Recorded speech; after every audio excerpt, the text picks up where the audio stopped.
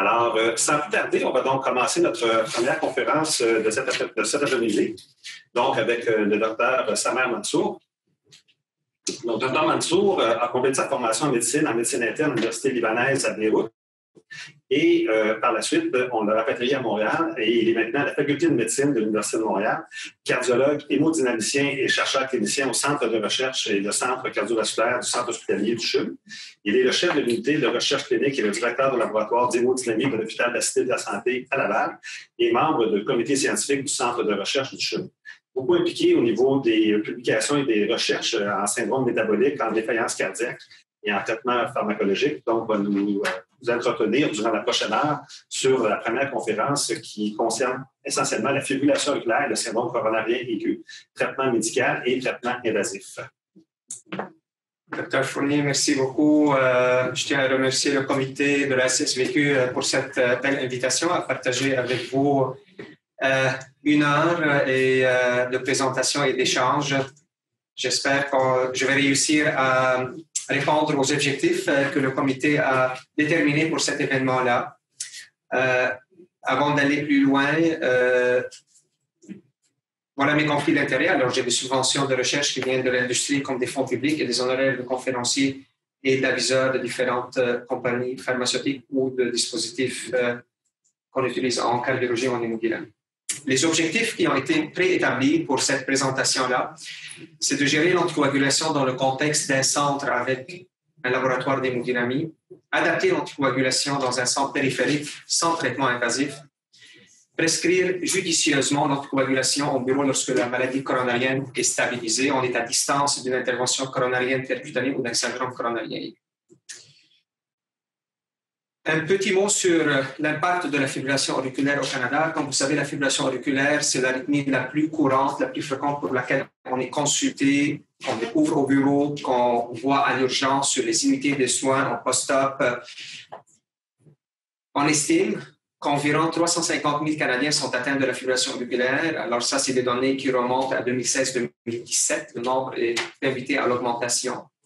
Et soyez pas surpris que si vous prenez les personnes âgées de plus que 40 ans et plus, une personne sur 4 a déjà fait un épisode de fibrillation auriculaire. Évidemment, l'inquiétude de cette fibrillation auriculaire-là, comme on explique à nos patients, que ce n'est pas une arythmie maligne, la personne ne décédera pas suite à cette arythmie-là. Cependant, elle a des complications qui peuvent être graves, notamment les événements thromboemboliques qui sont associés.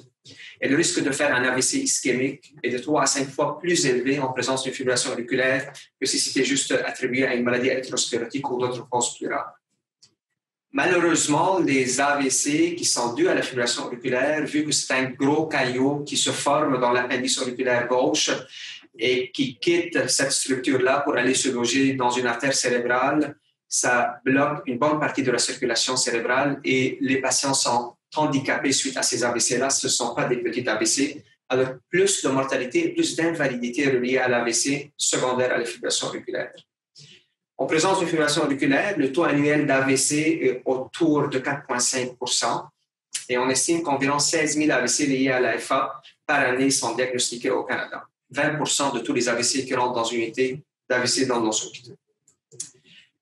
La conduite à tenir et l'évolution de la prise en charge de cette entité-là, de la fibrillation auriculaire, évolue avec le temps. Et pour ceux qui ont eu la chance de suivre un petit peu le congrès européen de la Société européenne de cardiologie qui a eu lieu à la fin août en 2020, on a vu comment on a avancé un petit peu la prise en charge de la fibrillation auriculaire. Et quand on dit fibrillation auriculaire, ce n'est jamais un diagnostic clinique, c'est toujours un diagnostic électrique. Il faut voir l'arythmie pour poser le diagnostic. On a besoin d'un électrocardiogramme, d'un holter, de l'interprétation d'un pacemaker pour une bande de rythme pour poser le diagnostic. Évidemment, les 4S qu'on appelle ici, c'est de garder en tête ces 4S-là pour la prise en charge du patient. Le risque d'AVC, le stroke, les symptômes, soulager le patient, la sévérité de la charge de cette fibrillation auriculaire. Un épisode de FA dans un contexte de péricardite chez un gars de 20 ans, ce n'est pas la même chose qu'un hypertendu diabétique de 68 ans qui fait de FA. Ce n'est pas la même charge d'arythmie. Le substrat de sévérité qui est présent chez ce patient-là, alors le profil du patient lui-même, son âge, ses comorbidités, qui vont avoir un impact sur la prise en charge de ce patient-là. L'ABC, la voie de l'ABC qu'il faut garder en tête, c'est pour garder en tête qu'on doit anticoaguler le patient. B, c'est pour Better Symptom Control, soulager le patient, que ce soit par une stratégie de contrôle de la fréquence cardiaque ou du rythme selon les symptômes du patient, et de gérer et contrôler les comorbidités présentes chez ces patients-là. Au Canada, depuis 2014, on a changé un petit peu le fameux CHATS qu'on avait en tête, ou le CHATS-VASc qu'on utilise couramment en Europe, pour le CHATS-65, pour faciliter l'approche chez nos patients qui souffrent de la fibrillation auriculaire et pour ne pas manquer l'opportunité de les anticoaguler afin de réduire les complications thromboemboliques chez eux.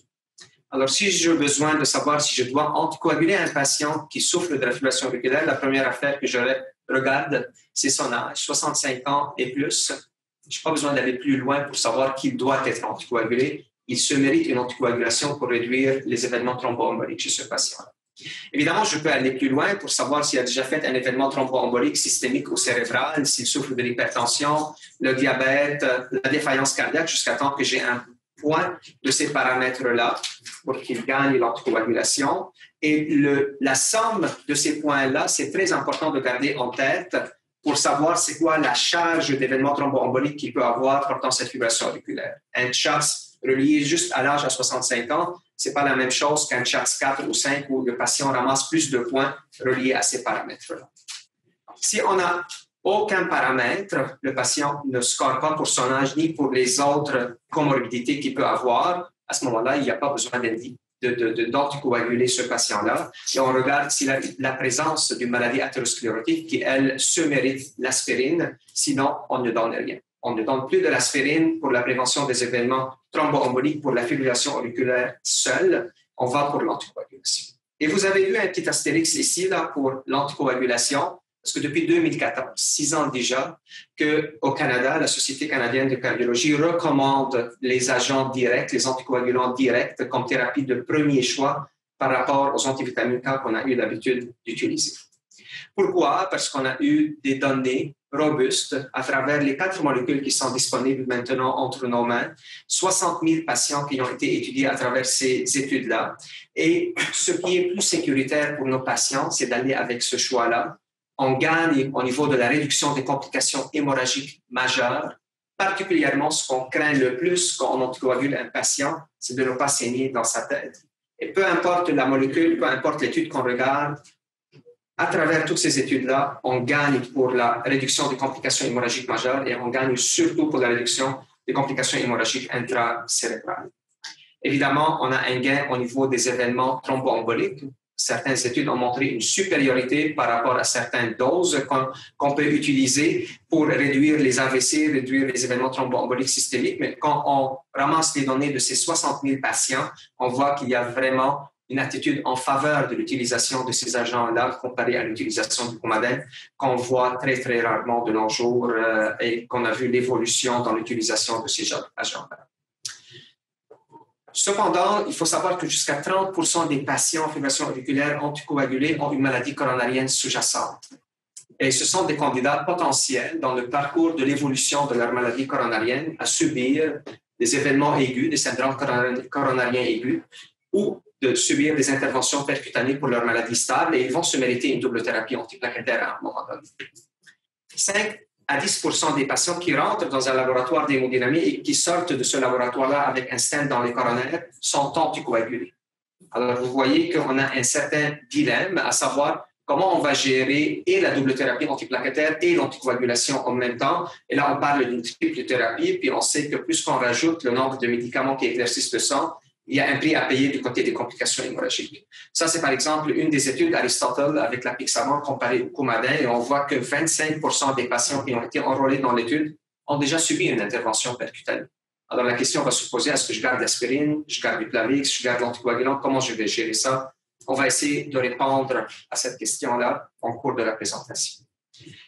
Comment gérer la fibrillation auriculaire et surtout le fardeau thromboembolique, la gestion des anticoagulants dans un contexte de maladie coronarienne? La situation, elle se complique par le choix des molécules. Comme on a dit, oui, donner les anticoagulants, oui, donner la double thérapie antiplaquettaire. Les anticoagulants vont éviter l'AVC, la double thérapie antiplaquettaire va éviter la thrombose de stent. récidive d'infarctus, mais on est en train d'augmenter le taux de complications hémorragiques majeures chez ces patients-là d'une façon très, très significative, qui peuvent aller jusqu'à 3 à 5 fois la normale que s'ils avaient l'une ou l'autre de ces stratégies-là d'une façon indépendante. Vous savez, avec l'arrivée des nouveaux antiplaquettaires, autres que le clopidogrel, comme le ticagrelor et le prasugrel, dans toutes ces études-là, quand on les a étudiées et qu'on a montré une supériorité au clopidogrel, on a exclu tous les patients qui étaient anticoagulés, parce que ce sont des patients à haut risque de complications hémorragiques. Donc, plateau, dans tritant limite 38, les patients traités par un anticoagulant ont été exclus. Et la même chose, dans toutes les études que je vous ai montrées, les 60 000 patients des 4 études avec les NACO, tout patient qui avait une double thérapie antiplaquettaire n'a pas été rapproché pour rentrer dans l'étude. Alors, on ignore comment les patients se comportent quand on combine une triple thérapie.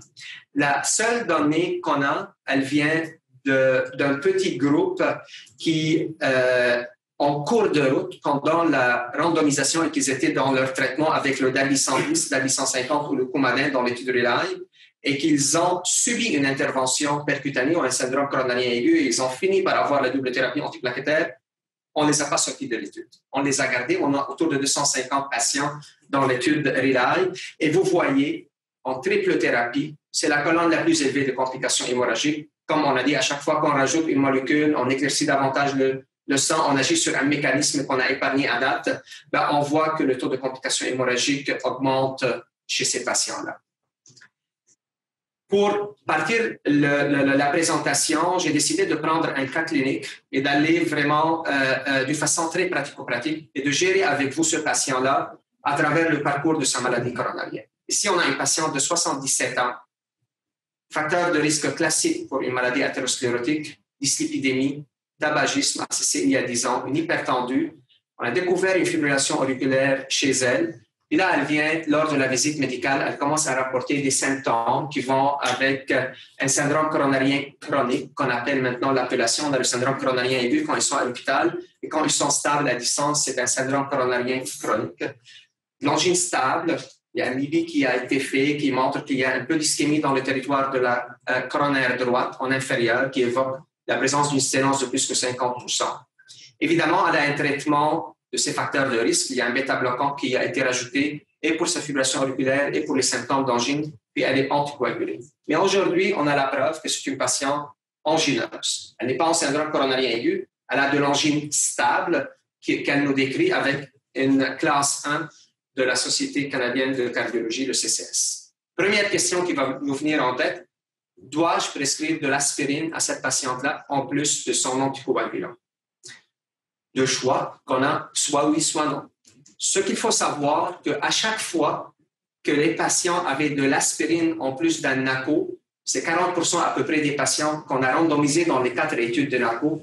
Et peu importe la dose qu'ils recevaient ou peu importe la molécule que vous avez, ici, ça c'est des données des 3 études, à chaque fois que vous avez l'aspirine, regardez l'augmentation de la complication hémorragique majeure qu'ils vont avoir. Un de plus de saignement. Il faut qu'on soit sûr et certain que ce patient-là, que l'ajout de l'aspirine va lui éviter de complications ischémiques pour accepter ce prix-là d'augmenter les complications hémorragiques chez ce patient. Pour rendre les choses simples, en présence d'une maladie coronarienne stable, un syndrome coronarien chronique, vous n'avez pas besoin de rajouter l'aspirine en plus de l'anticoagulant chez ces patients-là. Ils ont besoin seulement de garder leur anticoagulation, la bonne dose, la dose appropriée cliniquement, et on n'a pas besoin de rajouter l'aspirine. Et je vais revenir un peu plus tard dans la présentation, dans l'évolution de cette patiente-là, pour dire quand est-ce qu'il faut mettre de l'aspirine pour cette patiente. Donc, maladie coronarienne stable, soit de nouveau qu'on diagnostique, ou 1 an après un syndrome coronarien aigu, 1 an après une implantation d'un stent, vos patients n'ont pas besoin d'antiplaquettaires, en plus de l'anticoagulant, toujours à quelques exceptions rares. On peut en revenir un peu plus tard, je suis sûr, à la période de questions. Malheureusement, les choses ne se stabilisent pas chez Mme Rose. Elle a avancé dans l'âge et à distance, elle va se présenter à l'hôpital avec un tableau de douleur rétrosternale récidivante. On diagnostique une enstémie, alors un infarctus du myocarde sans surélévation du segment ST. Sa fonction ventriculaire gauche est légèrement altérée avec une petite anomalie de la contractilité dans le territoire de sa droite. On l'amène en hémodynamie, on trouve une lésion sévère sur la coronaire droite, comme vous pouvez voir ici. Elle est stentée. Et maintenant, la question qui va se poser, suite à l'implantation de ce stent médicamenté, comment on va gérer la prise en charge de l'anticoagulation et de la double thérapie antiplaquettaire face à un syndrome coronarien aigu. Au début, accueillons cette patiente-là à l'urgence. Elle nous arrive, elle est anticoagulée, elle rapporte des douleurs, puis on a les troponines positives, il y a des changements électriques. Comment on va gérer l'anticoagulation? Elle arrive avec son APO qu'elle a pris le matin ou la veille de son admission à l'urgence. Autant en centre ayant un laboratoire d'hémodynamie ou en centre, en communauté, l'accueil de cette patiente-là est pareil. À l'urgence, l'attitude est pareille. Elle est en non-stémie, c'est un contexte différent d'une urgence médicale, un stémie où on va aller vers une réperfusion. Je vais revenir un peu plus tard à ce sujet-là. Les considérations qu'on devrait y penser, c'est que, est-ce que j'arrête le NAPO qu'elle a? Quand je l'arrête, est-ce que je dois la bridger par une anticoagulation après l'arrêt de cette anticoagulation-là? Quel genre de double thérapie antiplaquettaire je vais lui donner? À son arrivée à l'urgence, il y a une rupture de plaque, il y a un volcan qui travaille dans sa coronaire. Il faut que je calme ça et on sait très bien que la colonne vertébrale de cette thérapie-là, pour calmer cette activité-là, c'est d'aller avec la double thérapie antiplaquettaire. Et pour l'hémodynamicien, comment il va gérer tout ça et le choix de l'accès vasculaire qui peut avoir un impact pour réduire des complications hémorragiques reliées à l'accès vasculaire qu'on va utiliser pour aller faire la coronaire. Évidemment, il y a des consensus. Il n'y a pas d'études randomisées qui ont pris des patients qui arrivent à l'urgence avec de non-stémie pour aller établir une stratégie claire, ça. Il y a du common sense, il y a du jugement, il y a des consensus qui sont présents.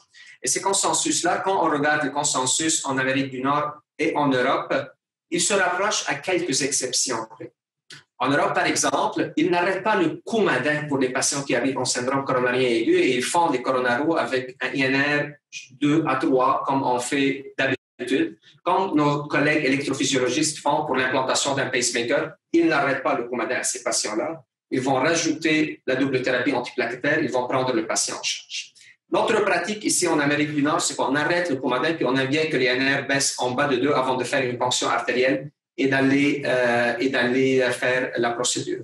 Pour les NAPO, il faut les arrêter à l'arrivée du patient à l'urgence.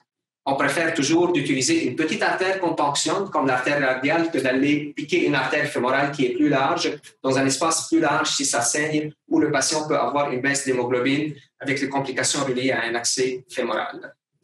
L'aspirine devrait toujours être donné à l'arrivée du patient à l'urgence. Si ce n'est pas donné par l'urgence santé, il le donne assez souvent pendant le transfert ou si le patient se présente par lui-même. Même si dans notre tête, peut-être que ce patient-là, je vais arrêter l'aspirine un peu plus tard, il devrait avoir l'aspirine à son arrivée à l'urgence. Il devrait l'avoir le jour de la coronaro, il devrait l'avoir quelques jours plus tard. Je vais revenir un petit peu plus loin. Et pour inhiber les récepteurs PD-Y12, on choisit toujours chez un patient anticoagulé le clopidogrel, qui a le prix le moins cher à payer de côté des complications hémorragiques comparé à des antiplaquettaires plus puissants comme le ticagrelor, le prasugrel qu'on a pris sur le marché, à quelques exceptions près, mais on choisit le clopidogrel. Chez nos patients non anticoagulés, évidemment, le ticagrelor est placé en première intention, mais pour les patients anticoagulés, on va éviter le ticagrelor et on va aller avec le clopidogrel chez cette patiente-là. Évidemment, la gestion, comme j'ai parlé pour l'anticoagulant, si on arrête antivitamine K ou NACO, pour nous au Canada, au Québec, pour notre pratique, on arrête l'anticoagulant à l'arrivée du patient à l'urgence, à moins que ce soit une urgence médicale. Le patient est en stémie, un infarctus, il faut aller vite. On n'a pas le temps de l'arrêter, on va le prendre puis on va aller sauver sa vie, même s'il a pris son anticoagulant le matin.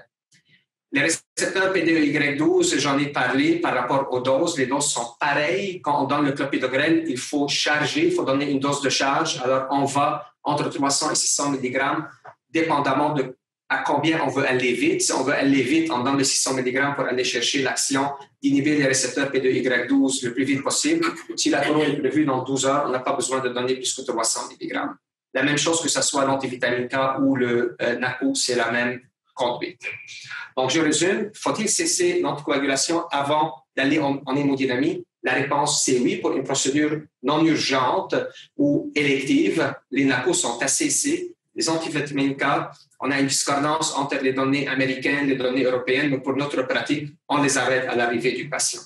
Si la procédure est urgente, le patient est en choc cardiogénique, il se décale sur son électro, il a des douleurs récidivantes, peu importe, on va aller régler ce qu'on a à régler, même si l'anticoagulation n'a pas été arrêtée avant. Donc, quelle est la gestion antithrombotique optimale recommandée à son arrivée à l'hôpital pour Mme Rose? Soit un laboratoire, soit un centre avec un laboratoire d'hémodynamie ou en communauté. Elle est naïve à l'aspirine, elle n'en a jamais eu, ça lui prend une dose de charge, 320 mg le premier jour, puis 80 mg à tous les jours, jusqu'à temps qu'on décide à son départ de l'hôpital c'est quoi la stratégie de la thérapie antiplaquettaire anticoagulante chez cette patiente-là. Comme on a dit, on va la molusser avec du clopidogrel, dose d'entretien par la suite. On évite les antiplaquettaires les plus puissants. Puis maintenant, les choses évoluent de sorte que chez certains patients, qu'on sait qu'ils peuvent avoir une maladie pluritronculaire. On a une idée d'une coronaro qui remonte à 2 ans. On a un électro qui se sous-décale partout, ça se sous-décale en AVR. Le patient a déjà eu un examen il y a 2-3 ans, il y a des petites plaques un petit peu partout sur le coronaire, où il se présente avec une dysfonction VG. On sait très bien que ça peut être une maladie pluritronculaire. On peut mettre un hold sur la double thérapie antiplaquettaire, donner juste l'héparine, donner l'aspirine, puis attendre de voir la coronaro, qu'est-ce qu'elle va nous montrer.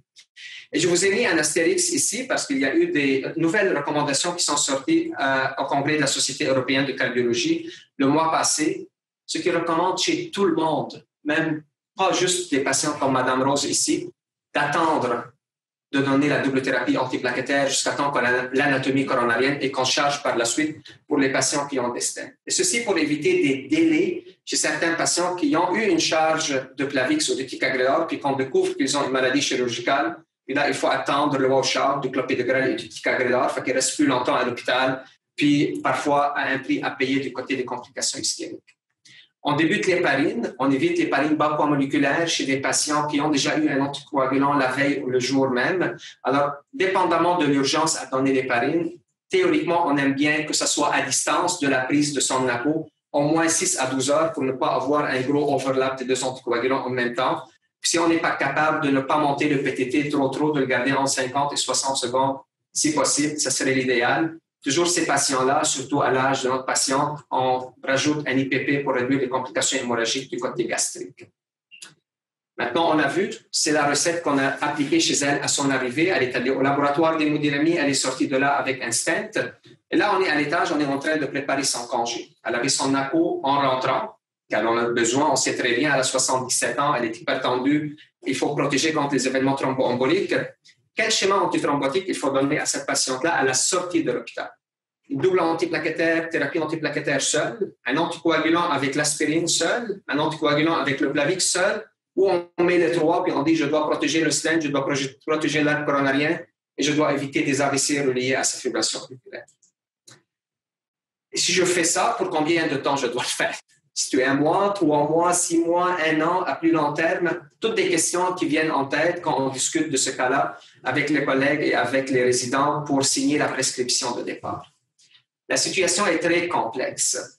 Dr. Gibson, Mike Gibson, a fait un petit travail statistique pour s'amuser, pour mettre toutes les possibilités à toutes ces questions-là ensemble. Je donne l'aspirine, je donne la faible dose, la dose la plus élevée, combien de temps que je donne l'aspirine, quel choix d'antiplaquettaire inhibiteur P2Y12 je donne, pour combien de temps je donne cet inhibiteur P2Y12, quel anticoagulant que je donne, si je vise un INR, quel intervalle d'INR que je fais. Regardez, on se ramasse avec 1 656 000 possibilités et options à choisir. C'est trop complexe, je pense qu'on a besoin de simplifier ça. Et la littérature médicale actuelle nous aide à simplifier ça. On a commencé à apprendre à simplifier nos recettes, si vous voulez, de triple thérapie avec le Coumadin en partant avant l'arrivée des NACO dans l'étude WOOST que vous avez vue publiée il y a maintenant 7 ans. Et en retirant l'aspirine chez des patients anticoagulés avec le Coumadin, vous voyez très bien l'impact qu'on peut avoir pour réduire les complications hémorragiques et on est en post-PCI chez ces patients-là. Et ici, l'anticoagulation, c'était avec du Coumadin, pas juste pour la fibrillation auriculaire, c'est des valves mécaniques, c'est des embolies pulmonaires et on voit qu'il y a une réduction des complications hémorragiques, notamment des complications hémorragiques mineures et minimales. L'étude n'est pas une très large étude, autour de 700 patients, n'a pas montré un impact sur les hémorragies majeures ou les hémorragies intracérébrales. Numériquement, il y avait un petit impact. Maintenant qu'on prescrit plus les NACO, qu'est-ce qu'on fait avec les NACO? Est-ce qu'on a des données avec les NACO qui nous disent on peut arrêter l'aspirine d'une façon sécuritaire, on peut choisir des options plus simples. Les données ont commencé à sortir en 2016-2017 avec la première étude, avec le rivaroxaban, l'étude Pioneer. On a pris 2100 patients chez qui on a réussi l'angioplastie. Et tous ces patients-là, il faut garder en tête qu'ils ont eu l'aspirine à l'arrivée à l'hôpital, le jour de l'intervention, le lendemain, quand on les a randomisés, à recevoir le Riva 15, et ça, c'est indépendamment de la clairance de la créatinine, en plus du Plavix.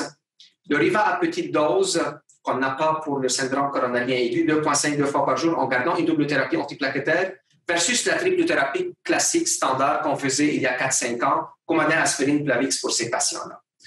Évidemment, ça va sans dire que la triple thérapie, c'est elle qui fait saigner le plus nos patients. Coumadin, aspirine, Plavix, regardez comment les courbes se séparent très précocement et le prix à payer du côté des complications hémorragiques. Et peu importe l'autre stratégie avec le NACO, petite dose, double thérapie antiplaquettaire ou le Xarelto 15, on arrête l'aspirine avec le Plavix pour 1 an, on réduit les complications hémorragiques. Vous voyez, le nombre de patients à traiter, c'est de 11 ou 12 pour réduire une complication hémorragique majeure.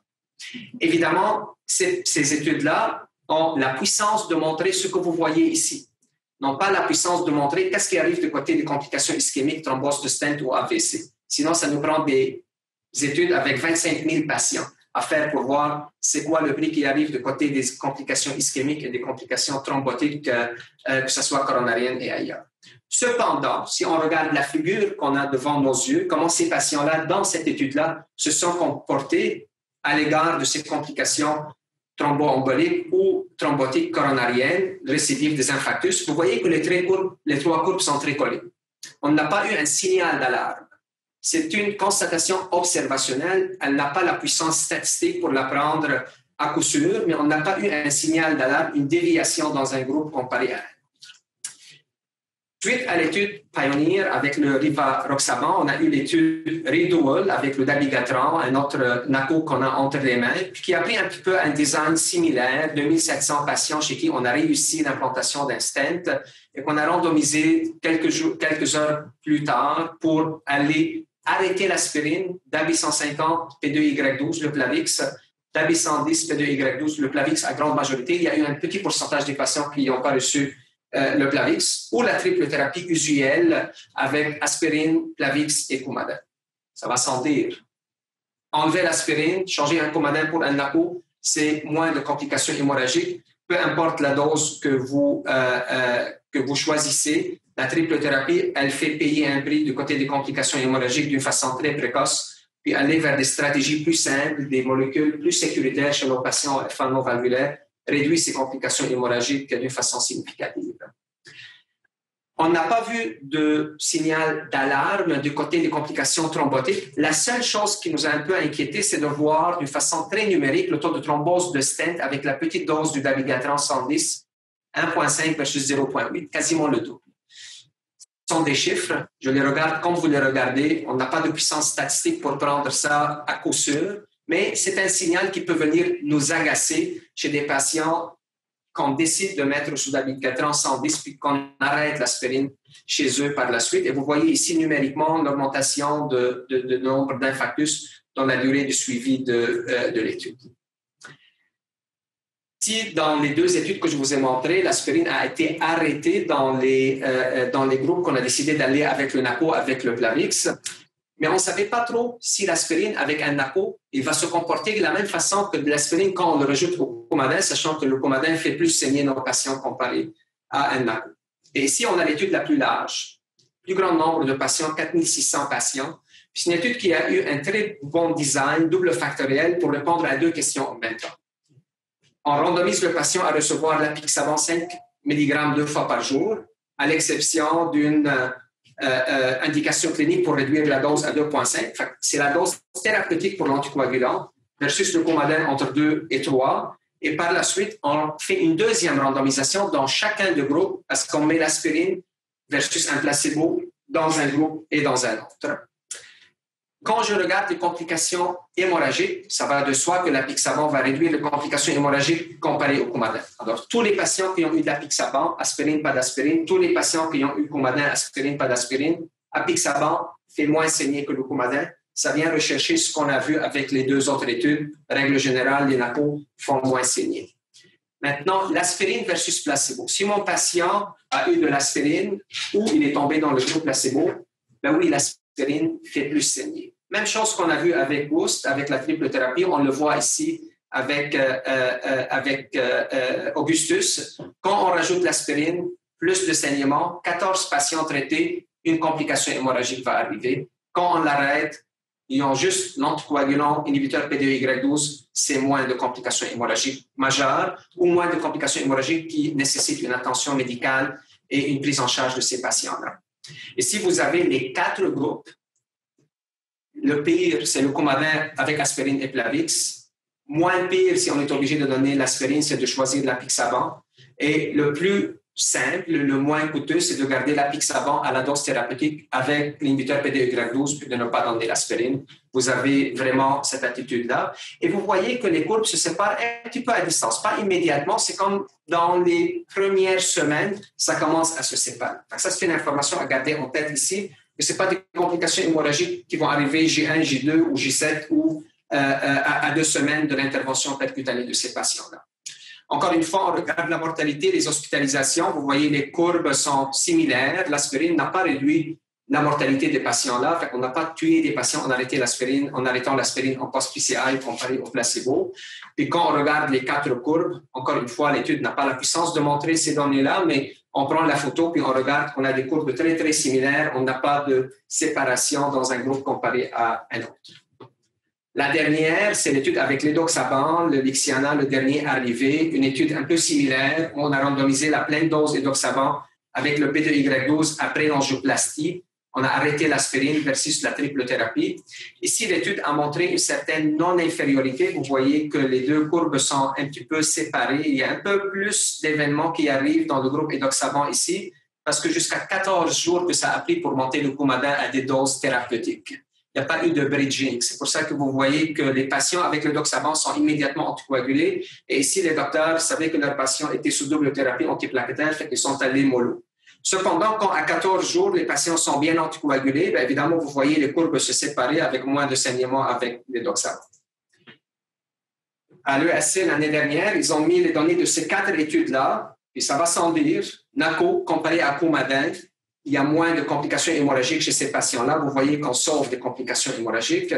Mais quand on retire l'aspirine chez ces patients-là, regardez, il y a un petit signal ici pour un peu plus d'infarctus, pour un peu plus de thrombose de stent. Il faut savoir quand le faire et à qui le faire, l'arrêt de l'aspirine immédiatement, J1, post-implantation de stent.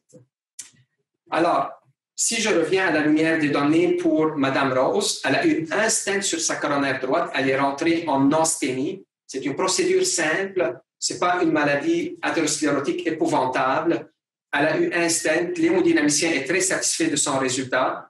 On peut aller avec la stratégie d'arrêter l'aspirine à son congé de l'hôpital et de prescrire son NACO à la dose thérapeutique qu'elle devrait avoir avec du Plavix seul. L'aspirine peut être arrêtée au congé de l'hôpital. Pourquoi? Parce que l'angioplastie est simple, la charge de la maladie athérosclérotique n'est pas épouvantable, et on peut se baser sur les données que je viens de vous montrer. Maintenant, combien de temps on doit faire ça? Elle devrait avoir son Plavix pour l'année, son anticoagulant évidemment à vie. Si la situation est un peu différente, si Mme Rose, elle s'est présentée en infarctus avec un sus-décalage, les ambulanciers font un électro, elle sus-décale, il appelle un laboratoire d'hémodynamie, elle va directement au laboratoire d'hémodynamie. Et vous voyez, ce n'était pas sa coronaire droite, c'était son IVA proximal qui est occluse. Un gros territoire, grosse charge thrombotique, beaucoup de caillots dans l'artère. Qu'est-ce qu'on va faire chez cette patiente-là et comment on va gérer ça? Vous voyez, elle a eu l'implantation d'un stent, puis elle a récupéré tout son IVA au complet avec un bon résultat à la fin. Quelle est la gestion antithrombotique optimale recommandée à son arrivée, que ce soit un hôpital avec un laboratoire d'hémodynamie ou dans un hôpital communautaire, puis on va la transférer vers un hôpital qui a un laboratoire d'hémodynamie? Elle doit avoir l'aspirine. On ne peut pas aller travailler dans les coronaires chez quelqu'un qui n'a pas eu l'aspirine, la dose de charge est à donner chez elle, puis il faut la garder jusqu'à temps qu'on décide qu'est-ce qu'on va faire à sa sortie de l'hôpital. Clopidogrel, dose de charge, j'ai mis ici le 600 obligatoirement parce qu'on veut rapidement inhiber les récepteurs ADP. On ne donne pas le 300 qui vont prendre 4 à 6 heures. On va aller le plus vite possible, 600 mg dose de charge, puis 75 mg dié. Le bolus d'héparine au centre référent, puis donner de l'héparine selon le taux de céphaline activé pendant l'angioplastie. C'est l'hémodynamicien qui va gérer ça, puis on favorise toujours l'accès radial, protection gastrique chez ces patients-là. Ça va de soi. Ici, les guidelines, surtout les guidelines de la Société canadienne de cardiologie, je vais vous les montrer tout à l'heure, nous ouvrent une porte. À cause de la présentation un peu plus maligne de cette patiente-là, où elle s'est présentée avec une grosse charge thrombotique, et à cause de l'infarctus sur une IVA proximale, si cette patiente-là a un risque de complications hémorragiques un peu plus élevé, elle est frêle, elle pèse 50 kg, elle a déjà eu un saignement, son hémoglobine à l'arrivée à l'hôpital est à 98. Le résultat est satisfaisant de côté angiographique. Je peux aller avec le choix numéro 2, comme sa présentation avec un non-stémie, en disant on va balancer entre le taux de complications hémorragiques qu'elle peut avoir étant frêle, étant à risque, étant anémique, étant ci, ça. S'il n'y a rien de tout ça, on peut aller avec la triple thérapie. Et là, la question qui se pose, et actuellement, ce qu'on fait, c'est d'essayer de donner la durée la plus courte. Vous allez voir assez fréquemment que c'est prescrit pour 30 jours après l'angioplastie. On n'a plus besoin de faire 3 mois, 6 mois comme on faisait avant. Parfois, on est tiré. Maintenant, avec les stents médicamentés de deuxième génération, on a les stents les moins thrombogènes qu'on a connus, moins thrombogènes que les stents en métal nu. On peut se permettre d'arrêter à 30 jours. Et chez certains patients, peut-être qui nous inquiètent du côté hémorragique, peut-être à une semaine même après l'angioplastie. Ça, assez souvent, c'est une recette que l'hémodynamicien va dessiner suite à son intervention et à la fin de son intervention. Mais vous voyez très bien que nos patients ne se ressemblent pas. Je vais donner quelques exemples pour dire que certains patients, par exemple, insuffisants rénaux, diabétiques, des fumeurs, multiples syndromes coronariens aigus, multiples stents un après l'autre, qui se présentent en infarctus, qui peuvent avoir 3 stents, 5 stents, 6 stents, 100 mm de stents dans les coronaires. On ne va pas les traiter de la même façon, à one size fits all, puis je dis j'arrête l'aspirine, je mets du Plavix et je m'en vais. Si j'ai mes 18 mm de stent ou 100 mm de stent, c'est la même réaction, c'est le même réflexe que je vais avoir. On essaye d'individualiser et on essaye de balancer selon le risque de complications hémorragiques que vous voyez ici. Puisque nos patients sont frêles, ont des facteurs de risque qui augmentent le taux de complications hémorragiques, plus qu'il faut qu'on balance pour essayer de sortir l'aspirine le plus tôt possible après l'intervention. Si Mme Rose, lors de sa présentation d'une façon élective, elle a une coronaire droite occluse qui lui cause des symptômes. Comme vous voyez, elle est occluse sur presque 60 mm ici. Elle subit une procédure de désobstruction, puis elle finit avec 100 mm de stent dans cette coronaire droite. Je ne pense pas que je vais avoir le courage de me dire, Madame, en sortant de l'hôpital, là, vous oubliez votre aspirine et vous avez besoin juste de Plavix avec votre anticoagulant. Elle va avoir de l'aspirine en plus. Évidemment, pour cette procédure élective, ce qu'on lui demande, c'est d'arrêter le NACO 48 heures. Avec le dabigatran, élimination rénale 80%. Si elle a une clairance basse ou en bas de 30, on va nécessiter 3 ou 4 jours parfois. Si elle est sous Coumadin, on arrête le Coumadin 5 jours avant. On fait un bridge avec le Lovenox s'il y a une indication pour le faire. Si c'est une FA CHATS2, on lui donne du Coumadin parce qu'elle a une clairance de créatinine en bas de 15, on n'a pas besoin de faire le bridge. Mais si elle a une valve mécanique, FA CHATS basse plus que 5, un ICT récent, un événement thromboembolique veineux récent en dedans de 3 mois, c'est tous des éléments cliniques qui augmentent le risque de complications thrombotiques. Si elle n'est pas bridgée, on va faire le bridge. On lui dit de ne pas prendre son Lovenox le jour de la procédure. La veille de la procédure, on donne une dose de charge d'aspirine, une dose de charge de clopidogrel. On gère l'anticoagulation en pleine procédure avec de l'héparine, toujours en favorisant un accès radial et en ajoutant une protection gastrique chez ces patients-là. Et on reprend le NACO le lendemain. Et on fait un bridge jusqu'à temps que l'INR soit thérapeutique si elle a besoin du Coumadin parce qu'elle a une valve mécanique, par exemple. Et au congé, qu'est-ce qu'on va faire? Je vous ai déjà dit que ça m'inquiète terriblement d'arrêter l'aspirine avec 100 mm de stent chez cette patiente-là. Et c'est ce que la Société canadienne de cardiologie nous dit.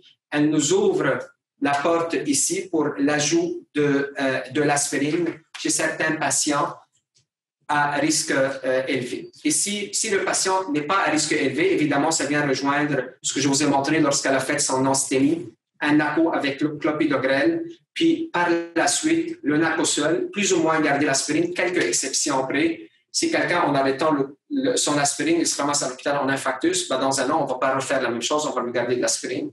Si elle a 3 couches de stent dans une coronaire ou elle a déjà fait une thrombose de stent, ça va être gênant d'arrêter l'aspirine chez cette patiente-là. Une patiente avec une intervention plus complexe au syndrome coronarien aigu, comme je vous ai montré. Ici, la recommandation de la Société canadienne de cardiologie nous ouvre la porte de mettre l'aspirine de 1 jour à 6 mois.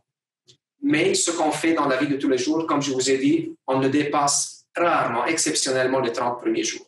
Et vous avez vu dans les données d'Augustus comment les complications hémorragiques vont commencer à augmenter en gardant l'aspirine après 30 jours, surtout. En dedans de 30 jours, je pense qu'on a comme une période pour aller garder l'aspirine chez des patients complexes et qui ont une présentation maligne par des grosses stémies ou thrombose de stent où on met beaucoup de métal dans des coronaires. Donc, cette patiente-là, avec 3 stents, 100 mm de stent, elle va avoir la triple thérapie et elle va avoir l'aspirine pour 1 mois max, le Plavix pour 1 an, son NACO. Parfois, on fait la dose réduite quand on est en triple thérapie, quand les patients sont frêles. Si le patient est en prévention secondaire, il a déjà fait un AVC, on ne va pas réduire la dose. Et après un an, si elle est stable, on arrête le Plavix puis on garde le NACO chez elle.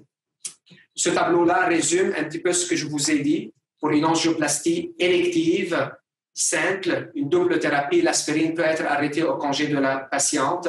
Les patients en syndrome coronarien aigu ou angioplastie complexe, la triple thérapie. Puis, les recommandations nous disent 1 jour à 6 mois, on essaie de choisir la durée la plus courte, 30 jours, c'est assez chez ces patients-là. Et si les patients ont été hospitalisés en syndrome coronarien aigu, puis la décision c'est de les traiter d'une façon médicale, on arrête l'aspirine au congé, on n'a pas besoin de faire la triple thérapie, Plavix anticoagulant, celle chez eux, c'est assez. Puis on arrête le Plavix à 1 an pour garder l'anticoagulation quand il tombe dans la catégorie de maladie stable, comme j'ai mentionné au début. La mise à jour de la Société canadienne de cardiologie qui a été publiée en août 2020. Je ne vous rentrerai pas dans les détails de tout cet algorithme-là, mais ça résume ce que je viens de vous dire.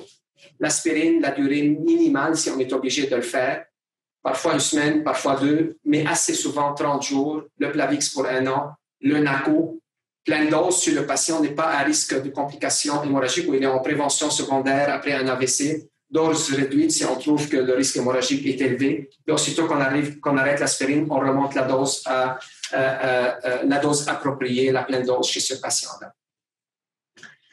Ça, c'est la mise à jour également de la Société européenne de cardiologie. C'est quoi les recommandations pour les patients en fibrillation auriculaire, syndrome coronarien aigu, une intervention ou maladie coronarienne stable. Et vous voyez qu'ils favorisent le choix d'un NACO. Ils l'ont mis classe 1 comparé au Coumadin. Ça va de soi.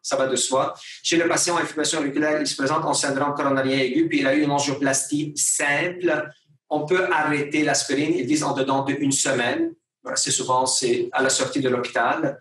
Si le patient a une intervention qui est un peu plus complexe, ben, ils nous disent qu'on peut aller, puis assez souvent, le 1 mois que vous avez vu ici, il devient jusqu'à 1 mois. 1 semaine que vous avez vu ici devient 1 mois. Ça vient de rejoindre ce que je vous ai dit. Avant, on le faisait un petit peu d'une façon empirique. Maintenant, c'est dans les recommandations de la Société européenne de cardiologie. J'arrive à la conclusion. La première conclusion, que chez les patients qui sont atteints de fibrillation auriculaire, les NACO ont fait leur preuve du côté d'efficacité et de la sécurité de leur utilisation at large. Les études randomisées contrôlées sont là pour nous guider sur la prise en charge des patients en fibrillation auriculaire et maladies coronariennes athérosclérotiques, que ce soit stable, post-syndrome coronarien aigu ou post-intervention percutante. Évidemment, les 4 études que je vous ai montrées avec chacun des NACO ne se comparent pas entre elles. Chaque étude a son propre design, a un certain nombre de patients. Les patients là-dedans ont des caractéristiques qui sont très, très différentes.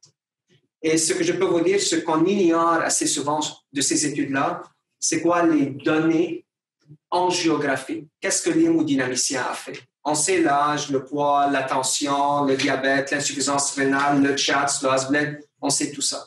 Mais quand on veut savoir combien la procédure d'hémodynamie a été complexe, on n'a pas ces données-là. Et comme investigateur et comme chercheur, si ma patiente est une patiente qui ressemble à Mme Rose avec 100 mm de stent, et si j'avais à randomiser dans Augustus ou dans Pioneer, je pense que ça m'inquiéterait qu'elle tombe dans le bras sans aspirine, fait que je ne la rapproche pas. Spécialité comme Rose, lorsqu'elle a fait son non-stémie, puis elle a eu un seul petit stent, je dis à mon infirmière, go, ça ne m'inquiète pas, même si elle va partir de l'hôpital sans aspirine, j'ai la conscience tranquille. Fait qu'il y a un billet de sélection, il faut toujours garder en tête pour ces patients-là. C'est pour ça, attention à la comparaison entre les études, puis attention quand on extrapole les données pour les amener vers la vraie vie chez nos patients qui peuvent être plus complexes, avec plus de maladies agressives que ce qu'on sait ou on ne sait pas des patients randomisés dans ces études. La double thérapie réduit les saignements. Clairement, quand on arrête l'aspirine, toutes les études, toutes les données qu'on a à date nous ont montré qu'on réduit les complications hémorragiques, mais il faut juste être sûr qu'on le fait au bon moment, dépendamment du risque de complications ischémiques chez ces patients. Le message à retenir, oui, l'aspirine est arrêtée dans les plus brefs délais post-PCI. Le timing à la sortie de l'hôpital dans un mois dépend de la présentation du patient, dépend de la complexité du travail que l'hémodynamicien a fait et dépend du risque hémorragique du patient. C'est ça qu'il faut mettre dans la balance. La gestion de l'anticoagulation périprocédurale doit se faire selon une démarche algorithmique claire, tenant en compte cette balance de risque thrombotique et de risque hémorragique. Je m'arrête là et je serai prêt à prendre vos questions et vos commentaires. Merci.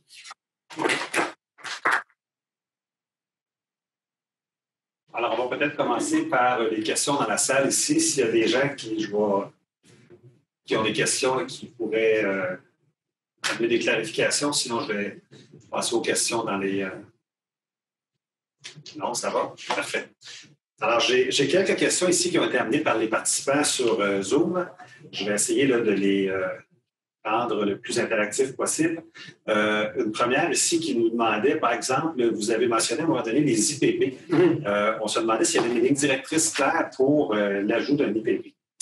Alors, règle générale, quand on anticoagule un patient, puis on rajoute un antiplaquettaire chez lui, il n'y a pas d'études qui ont regardé ça. On a une seule étude avec la double thérapie antiplaquettaire, l'étude Cogentus, ça s'appelle, qui malheureusement a été arrêtée en cours de route parce que la compagnie qui était derrière le combo d'oméprazole avec le Plavix a fait faillite.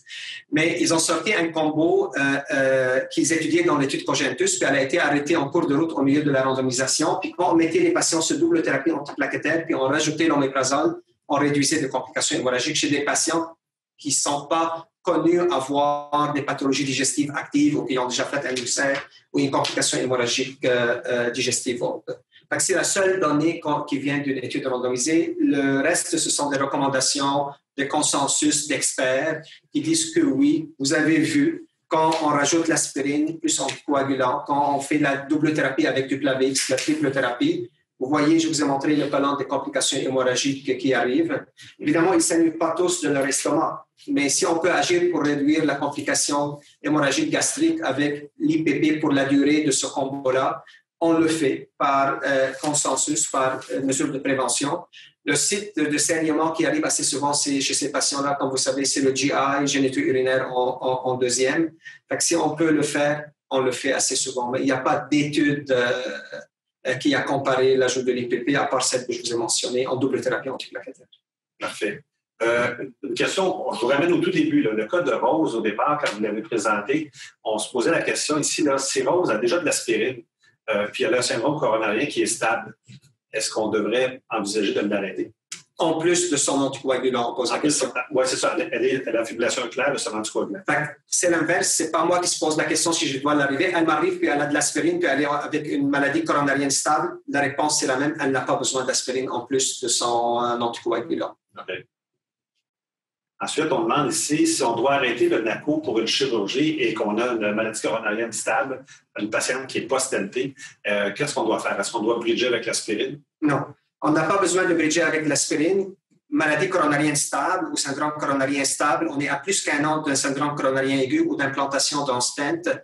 Il faut se rappeler que les NACO ont un début d'action qui est très court et on ne fait pas de bridge avec les BOPA moléculaires, à moins de quelques exceptions près, là, des patients qui viennent de faire des AVC ou autres. Mais on n'a pas besoin de bridger avec de l'aspirine pour quelqu'un qui a une maladie coronarienne stable. La seule chose qu'on a besoin de faire, c'est de reprendre l'anticoagulation quand le risque hémorragique après l'opération devient faible.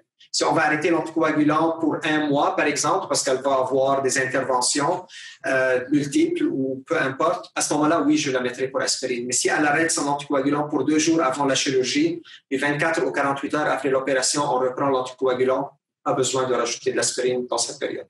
Parfait. Si un patient arrive à l'urgence en non-stémie, sous Eliquis par exemple, et on attend 12 heures après la dernière dose pour débuter l'héparine intraveineuse avec un bolus, est-ce que c'est bien la recommandation? Exact. Je pense qu'on a bien saisi le point que j'ai souligné. Parfait. Excellent. Je rappelle pour les gens qui, dans le chat, lèvent la main, il faut l'envoyer dans le Q&A. Comme ça, je peux avoir les questions parce que malheureusement, je ne peux pas avoir accès je ne peux pas vous faire parler. Là, donc, envoyez-le dans le Q&A, c'est important pour moi pour pouvoir les lire. Ensuite, on me demande ici, fibrillation éclair et stémie, la conduite à tenir à l'arrivée dans un centre éloigné où il y aura de la thrombolyse. Alors, toute une question. Évidemment, la présence d'un anticoagulant est considérée comme une contre-indication pour la thrombolyse. Assez souvent, chez ces patients-là, on va donner le protocole que j'ai mentionné, puis on va essayer de les transférer vers un laboratoire, vers un centre ayant un laboratoire d'hémodynamie pour une angioplastie primaire. Il existe dans la littérature des cas qui ont été rapportés chez qui on a fait de la thrombolyse. On a même fait de la thrombolyse pour des AVC chez des patients qui étaient traités par des NAPO. Puis les cas rapportés, encore une fois, n'ont pas montré qu'il y a plus de complications hémorragiques chez ces patients-là. Fait que tout dépend de la présence des facteurs présents, tout dépend de la logistique, tout dépend s'il y a une tempête de neige, il n'y a pas de tempête de neige, si je peux le mettre dans l'évac puis l'envoyer dans un délai très raisonnable. Si c'est un infarctus inférieur stable versus un infarctus antérieur qui est instable, tous ces éléments-là sont à mettre dans l'équation pour cette décision-là. Il n'y a pas évidemment d'études pour répondre à cette question-là. C'est le jugement clinique qui s'impose. Mais règle générale, un patient anticoagulé, on évite la thrombolyse. Parfait. Il y a quelques questions là-dessus sur les gens en région éloignée. Là, je pense que ça va répondre à leur interrogation. Ensuite, on demande ici, est-ce qu'il y a des évidences pour garder l'aspirine pour 1 mois si c'est un non-stémie? Alors, quoi faire si, par exemple, c'est l'IVA qui est en cause? Alors, si c'est un non-stémie, puis l'IVA qui est en cause, puis l'hémodynamicien est satisfait de son résultat, et encore une fois, je reviens à la balance des complications thrombotiques versus complications hémorragiques. Si mon patient est à faible risque de complications hémorragiques, c'est un jeune de 65 ans qui a une hémoglobine normale, oui, je peux garder l'aspirine, puis je peux décider de faire un mois parce que c'est un stent dans l'IVA proximale. Versus si c'est un patient de 85 ans avec une créate à 200 puis une hémoglobine à 90, il va être gêné de garder l'aspirine chez nous. Surtout que si le résultat angiographie est bon, puis mon hémodynamicien est favorable à l'arrêt de l'aspirine, puis il l'a écrit dans son rapport, je ne ferai pas exprès de le rajouter. Parfait. Ici, une question sur la seule indication à long terme, plus d'1 an, de prendre la combinaison aspirine et NAPO. Oui. Est-ce que c'est l'histoire, si dans l'histoire, par exemple, il y a eu déjà une thrombose de stent? Exact. Alors, il y a 3 indications où on va insister à garder l'aspirine chez ces patients-là. Et le patient a eu une thrombose de stent. Le patient est porteur de stents médicamentés de première génération qu'on n'implante pas là, mais nos patients, il y a 10 ans, ils les ont eus, comme les Taxus ou les Cypher, si ça vous dit quelque chose. C'est des stents médicamentés au paclitaxel ou au sirolimus. Ils ont un risque thrombogène un peu plus élevé. Le patient qui a eu récidive de SCA à l'arrêt de l'aspirine, comme j'ai dit au cours de la présentation, je ne ferai pas exprès, après le 2e ou le 3e SCA, de l'arrêter à l'aspirine, puis 3 semaines plus tard, il se ramasse encore à l'urgence avec un événement thrombotique coronarien. Si je peux garder l'aspirine, je le ferai chez lui. Ce sont les 3 causes les plus communes, les plus courantes pour garder l'aspirine en plus de l'anticoagulant. OK, parfait. Ici, on demande une question. Donc, en syndrome coronarien aigu à risque sous dabigatran, le patient a pris le médicament le matin même. Est-ce qu'on débute quand même le bolus d'héparine IV dès l'arrivée à l'urgence ou on attend un peu plus, là, 6 à 12 heures? Exactement. Alors, si on peut se permettre, les antiplaquettaires, on n'attend pas. Okay. On les donne, aspirine, Plavix, on les donne aussitôt qu'on est en contact avec lui. Pour l'héparine, si le patient est stable, si mon intention n'est pas d'aller au laboratoire d'hémodynamie dans les 12 prochaines 24 heures, il est booké pour le lendemain, par exemple, ça serait mieux d'attendre un minimum de 6 heures, de préférence 12 heures avant de partir l'héparine. Parfois, si la fonction rénale est altérée, puis je sais que la dabigatran va prendre un peu du temps à partir, ce qu'on fait, on part l'héparine sans donner un bolus pour ne pas provoquer des complications hémorragiques. On le part en douceur, puis on s'ajuste en cours de route. On sait que ça va prendre du temps pour que l'héparine devienne efficace, mais on n'est pas pressé parce qu'il y a encore l'action du NACO, que ce soit le dabigatran. Ouais. Parfait. Ensuite, si on a un STEMI qui est non revascularisable et la fibrillation auriculaire, quel est le délai pour de commencer le Plavix avec un ACO? Alors, je comprends la question. Un STEMI non revascularisable. Oui.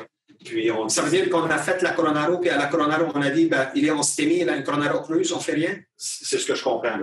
Non revascularisable. J'avoue que c'est une situation un peu inhabituelle, mais si, admettons, qu'il n'y a pas de stent à mettre chez ce patient-là, évidemment, on va reprendre le NACO aussitôt qu'on a fini la procédure, puis que l'effet de l'héparine est parti chez ce patient-là, et on va lui rajouter un antiplaquettaire, de préférence le Plavix chez lui.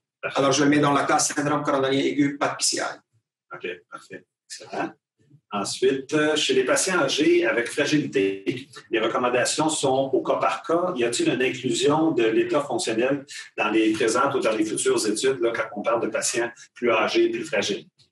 Alors, c'est vraiment je pense que le Dr Duprat, tout à l'heure, va nous éclairer sur ce sujet-là, comment les regarder et comment juger la fragilité.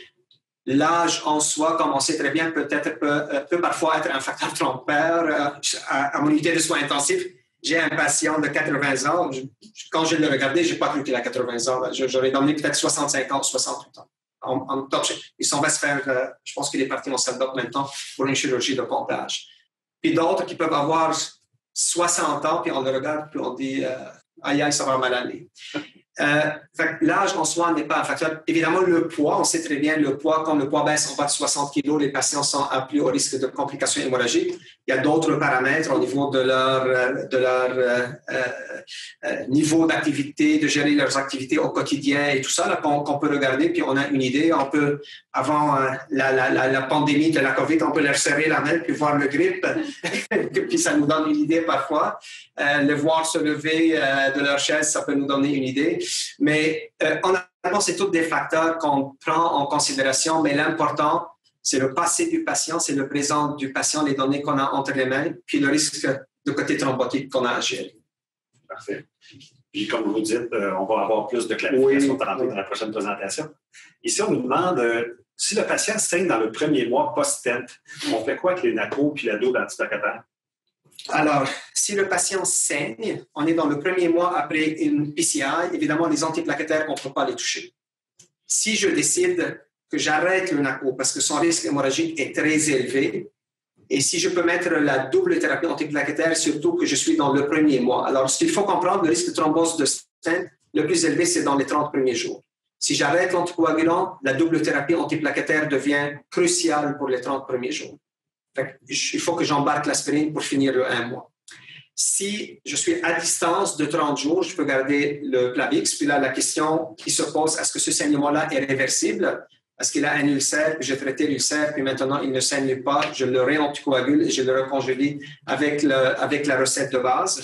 Si la cause du saignement, elle n'est pas réversible, puis il y a un risque de saigner à nouveau, ben là, il faut que je pense à d'autres stratégies. Est-ce qu'il va se mériter une fermeture de son appendice auriculaire, puis je veux arrêter l'anticoagulant chez lui, puis à ce moment-là, il peut avoir juste un antiplaquettaire qui va être assez, et pour le dispositif qu'il va avoir à l'appendice auriculaire et le stent qu'il y a dans les coronaires, c'est des choses à regarder. Parfait. Ici, on nous demande, que pensez-vous de l'utilisation de l'apixaban en demi-dose, en double thérapie, avec un P2Y12 post-angioplastie coronarienne? Chez le patient, par exemple, qui se qualifie pour la posologie de demi-dose, peut-être en parler, y a-t-il des patients particuliers? Alors, la seule fois où on va aller pour la dose non indiquée cliniquement avec l'apixaban à faible dose, c'est quand je suis dans la période de 30 jours où j'ai et l'aspirine et le Plavix. Et mon patient, j'ai juste que son risque hémorragique est un peu plus élevé. Là, je veux rajouter l'apixaban à petite dose pour 30 jours. Après, je débarque l'aspirine et je monte à la dose appropriée cliniquement. Si le patient il a 82 ans, il pèse 50 kg, ben, il va avoir 2,5 tout le long, là, dès le départ, puis il va le garder pour le restant de ses jours, si la dose appropriée. La seule exception qu'on fait, puis on le fait vraiment off-label, c'est nous assumons cette responsabilité-là.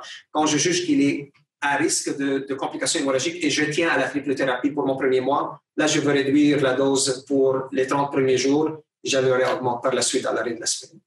Parfait. Ici, on nous demande au niveau de la conduite, est-ce qu'il y a une différence entre les stents médicamenteux ou non? Alors, oubliez les stents non médicamentés, on ne les met plus, ils sont sortis de nos laboratoires. Comme je l'ai dit, les stents médicamentés, ceux qu'on utilise depuis des années, depuis au moins 7-8 ans, c'est les stents médicamentés de deuxième génération, c'est les stents les moins thrombogènes. Les stents en métal nu, avant, on disait la double thérapie antiplaquettaire pour 1 mois, puis on peut arrêter le Plavix, garder l'aspirine.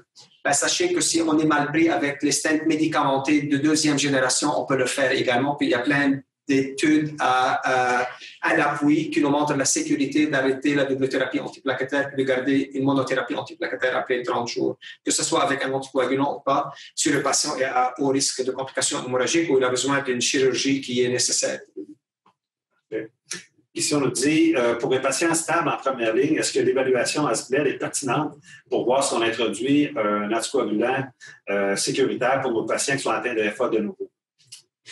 Alors, le Asbled donne une idée sur le risque de complications hémorragiques, mais pour moi, l'exercice de Asbled, c'est pour savoir c'est quoi les facteurs, les paramètres sur lesquels je peux intervenir pour réduire les complications hémorragiques. Ce n'est pas juste pour écrire un chiffre dans le dossier, c'est pour voir s'il a vraiment une hypertension maltraitée, que de la traiter comme il faut, s'il y a de l'aspirine ou des anti-inflammatoires que je peux arrêter, que je les arrête. C'est tout de regarder ces paramètres-là et voir c'est quoi les facteurs sur lesquels je peux intervenir pour réduire les complications hémorragiques. Le Asbled, c'est un score comme tous les scores. Ils ont leurs limitations, ils ont des points forts, ils ont des points négatifs. Généraliser ça d'une façon très large, je peux dire un patient Asbled 3, ben, je ne veux pas lui donner d'aspirine du tout après une angioplastie, ça ne sera pas un argument que je vais écrire dans un dossier. C'est vraiment pour moi l'exercice à faire pour savoir comment je peux réduire le pointage de Asbled, c'est pour ça que je le fais. Parfait.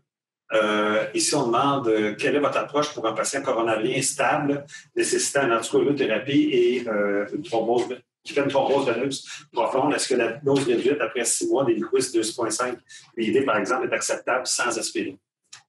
Je pense que le Dr Roussin va nous parler de ça, mais alors, si je comprends bien, il a l'héliquis à 2,5, il est en prévention des événements récidivants du côté thrombose veineuse profonde. C'est ça. Puis, il est coronarien. Est-ce qu'on lui donne de l'aspirine par-dessus ça? Oui.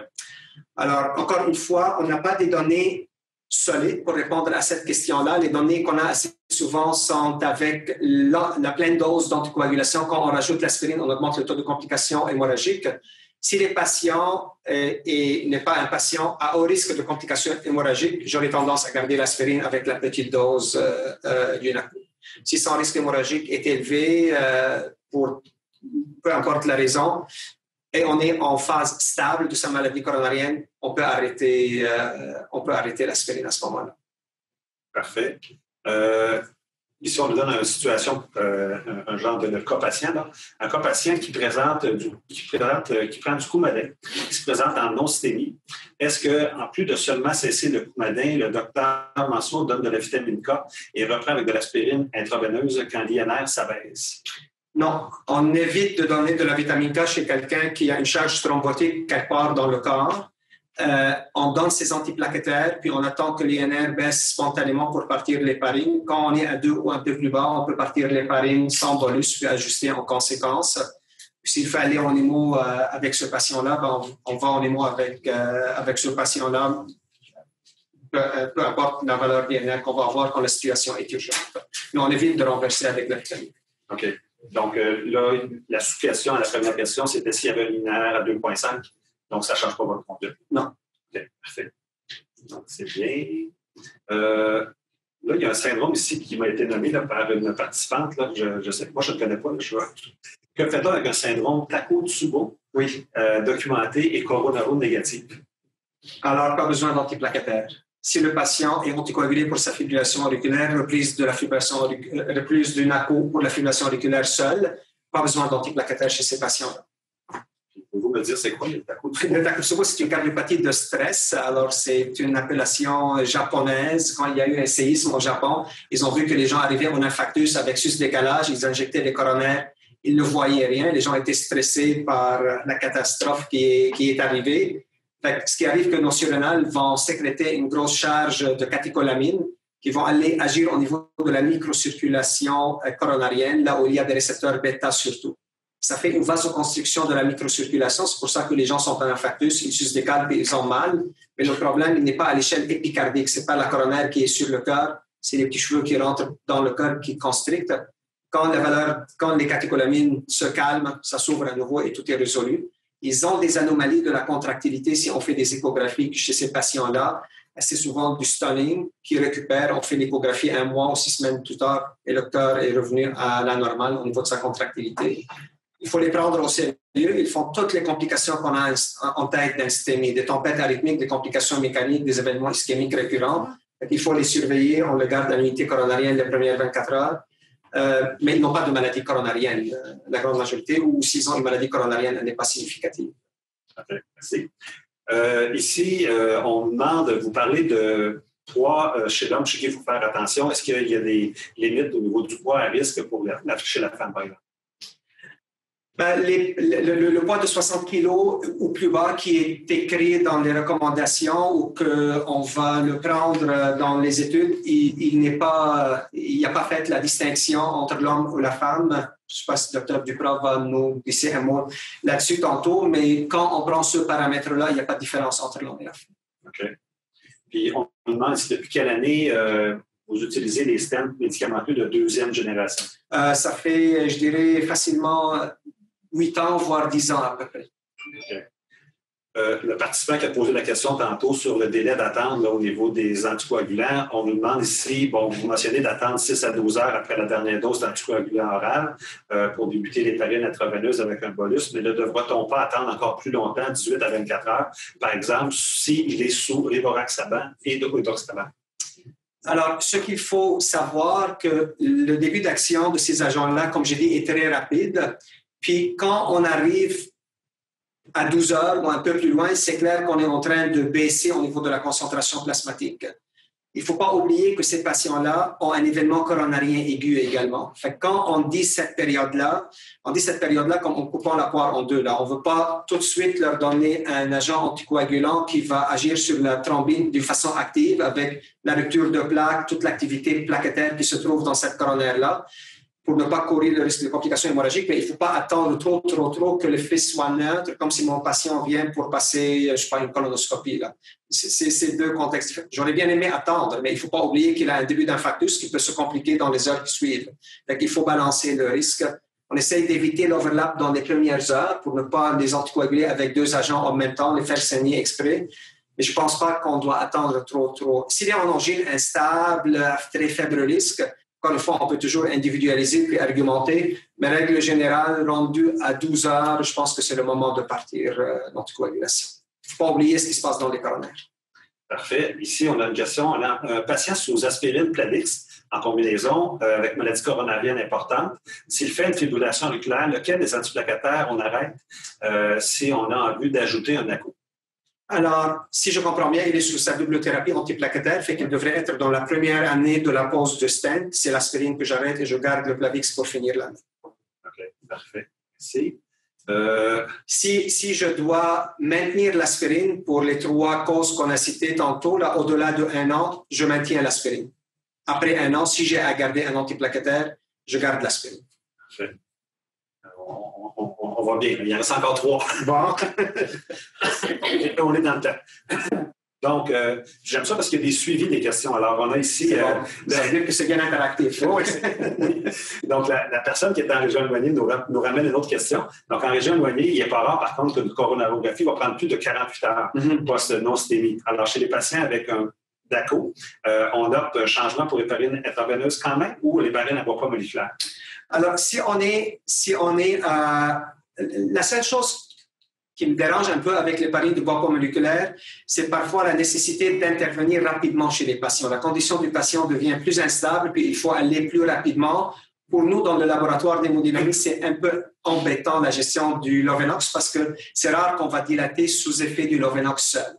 Donc là, le patient, il nous arrive au laboratoire, va savoir à quelle heure il a pris la dernière dose du Lovenox, si c'est écrit dans les feuilles qu'ils nous ont transmis. S'il a reçu plus que 2 injections à 12 heures d'intervalle et je le fais dans les 6 premières heures, il faut que je donne un bolus de Lovenox. Si c'est plus que 6 heures, c'est un autre bolus. C'est pour ça qu'on n'aime pas trop la gestion. Si c'est un patient stable, puis il va attendre 48 heures, puis on le met en Lovenox, puis on ne donne pas le jour de la coronaro, puis l'hémodynamicien donne de l'héparine standard pour son angioplastie, c'est correct. Il faut juste balancer un petit peu le risque. La seule irritabilité reliée au Lovenox, c'est qu'on a besoin de courir avec le patient en salle démo. Puis on veut éviter qu'on donne de l'héparine comme on fait à tous les jours, puis qu'il y a encore un fond de Lovenox qui est présent. L'overlap des deux peut augmenter les complications hémorragiques. Parfait. Ici, on a, pour un patient qui arrive non stémie, puis qui est sous NACO, s'il y a moins de 6 heures de son NACO, on débute l'héparine IV sans bolus immédiatement ou j'attends 12 heures pour donner un bolus et la perfusion? Si la condition clinique du patient est stable, on a donné ses antiplaquettaires, puis on peut se permettre d'attendre les 6 heures, c'est bon. Si le patient est en douleur, on voit l'électro qui change d'une façon active devant les yeux. On peut partir si on est à partir avant 6 heures, mais je ne donnerai pas de bolus au patient. Je partirai l'héparine sans bolus. Parfait. La dernière question pour l'instant. Alors, pour la double thérapie antiplaquettaire précoronarienne, chez les patientes avec non-stémie, on donne la dose de charge de Plavix, mais pas de dose d'IE précoro ou pas de Plavix du tout. Si on a décidé de donner la dose de charge du Plavix, la dose de charge, comme on a dit, en non-stémie, dépendamment de quand est-ce que j'interviens. Si j'interviens le lendemain, ma coro est prévue pour demain, je peux donner 300 mg, mais je veux toujours prescrire le 75 dié par la suite. Si mon patient est instable, puis il va monter dans 2 heures pour aller faire sa coronaro ou je le transfère au laboratoire d'hémodynamie parce qu'il a eu 2-3 douleurs depuis ce matin, bien évidemment 600 mg devrait être donné parce qu'on va aller planter des stents dans ses coronaires dans les heures qui suivent, puis 75 dié par la suite. Parfait. Alors, bien, merci beaucoup, Dr. Mansour, pour cette excellente présentation.